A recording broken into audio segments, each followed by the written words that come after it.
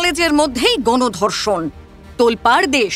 আরজি করের পর ফের কলেজের মধ্যেই নির্যাতিতা ছাত্রী। ইতিমধ্যেই এই সাউথ ক্যালকাটা ল কলেজের ঘটনায় গ্রেফতার 4। মূল অভিযুক্ত মনোজিৎ মিশ্রের সঙ্গে যোগ তৃণমূল ছাত্র পরিষদের, দাবি করেছে বিরোধীরা।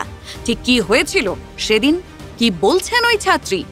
অভিযোগপত্রে ওই ছাত্রী অভিযুক্তদের JP বলে উল্লেখ করেছেন। 25শে জুন আমি পরীক্ষার ফর্ম ফিল আপের জন্য কলেজে যাই দুপুর 12:05 নাগাদ। এরপর রোজের মতো ইউনিয়ন রুমে বসি। সেখানে যে মূল অভিযুক্ত আসে, সে সকলকে বসতে বলে।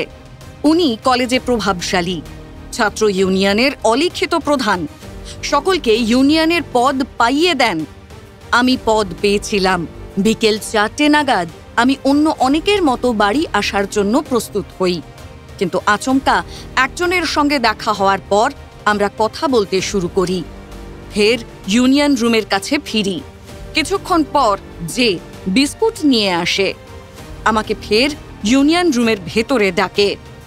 সে ইউনিট, তার ব্যক্তিগত জীবন, বিভিন্ন বিষয়ে কথা বলতে শুরু করে। এরপর পি, অন্য অভিযুক্ত, আমাকে ইউনিয়নের বাইরে নিয়ে যায় এবং জিজ্ঞাসা করে আমার আনুগত্য নিয়ে। আমি আমার দায়িত্ব ইউনিটের প্রতি আনুগত্যের কথা বলি।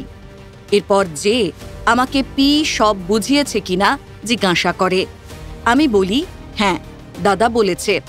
এরপর আমাকে যে ইউনিয়ন রুমের বাইরে ডেকে বলে সে আমাকে ভালোবাসে, বিয়ে করতে চায়।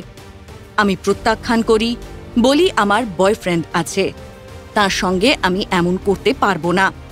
এরপর সব ঠিক ছিল, কিন্তু সন্ধে 7:30 নাগাদ আমি বেরোনোর চেষ্টা করলে আমাকে আটকে দেওয়া হয়। যে ইশারায় বাকিদের দরজা বন্ধ করতে বলে। আমাকে ওয়াশরুমের দিকে নিয়ে যায়। যৌন সঙ্গমের চেষ্টা করা হয়। আমি বাধা দিতে থাকি, কাঁদতে থাকি, বারবার না বলি। এরপর প্যানিক অ্যাটাক হয়, শ্বাস নিতে সমস্যা হচ্ছিল। যে বাকি দুজনকে ডাকে, ইনহেলার আনে। আবার আমি কলেজ থেকে বেরোনোর চেষ্টা করি, কিন্তু মেন গেট আটকে দেওয়া হয়। নিরাপত্তারক্ষীরা নিরুপায় ছিল।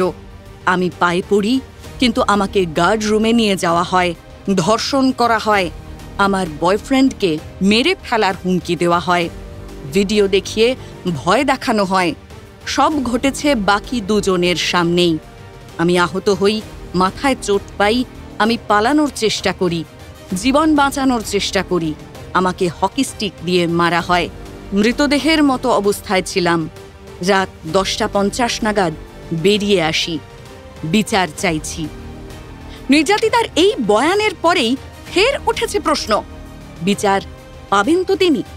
রমেন দাসের রিপোর্ট, সংবাদ প্রতিদিন.in।